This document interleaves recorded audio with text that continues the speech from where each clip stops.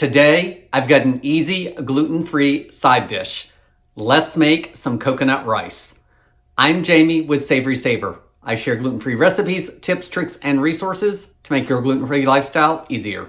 So please consider hitting subscribe, and let's get started. So for this recipe, I am going to use my steamer because I can screw up rice on the stove like nobody's business. So I'm going to use the steamer. I'm going to give you the directions for that, but I'm also going to give you directions if you want to make this on the stove because it's not really that different. So everything goes in the pot and then you cook it. So the only two changes I'm going to make are on the liquid and on the cook time. So I will tell you both of those when I get to it. So you want to start off with 1 cup of a long grain rice. And I was going to use all jasmine, but I had a little bit of just regular white rice. So it's about 50-50 jasmine and white rice. They cook at the same rate, so I'm okay with that. So I've got that rinsed and in my rice bowl. Of course, you would just rinse it and put it to your pot if that's what you're going to do. Next, I want to add my coconut milk. And this is coconut milk from the can. This is full fat. You could probably use the light. It comes in a can.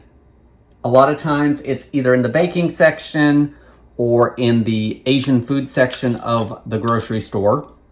So I don't need a full can. A full can is about 13 or 14 ounces. This is what I don't need. I'm gonna have to find something else to do with that. So you're gonna need 3/4 of a cup of that coconut milk. And if you're doing this on the stovetop, you're gonna need an additional 3/4 of a cup of water. So since I am doing it in my steamer, I need a little less. So I took 3/4 a cup of coconut milk and gave a 1/2 cup of water to get my proper ratio there. So I'm gonna dump that in there. It's super thick, so we're gonna have to stir it up really well. Coconut rice tends to be a little sweet, so we're gonna add almost a tablespoon of sugar, 1/2 teaspoon of salt. I'm gonna give everything a mix. I'm just gonna use my butter knife since that's what I have next to me.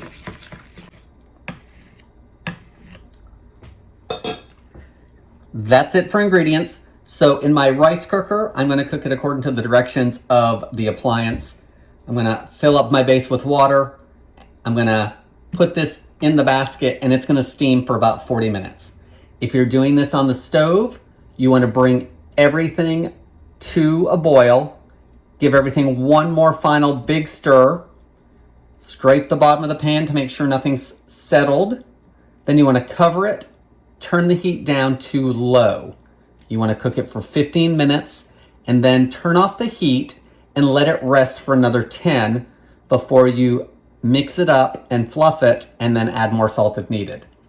I'm going to put this in my steamer and we'll be back in just a second to show you what it looks like. It's time to give this coconut rice a try. I cooked it for 40 minutes in my steamer and then I actually let it just sit for another 10 minutes or so. It's still plenty warm.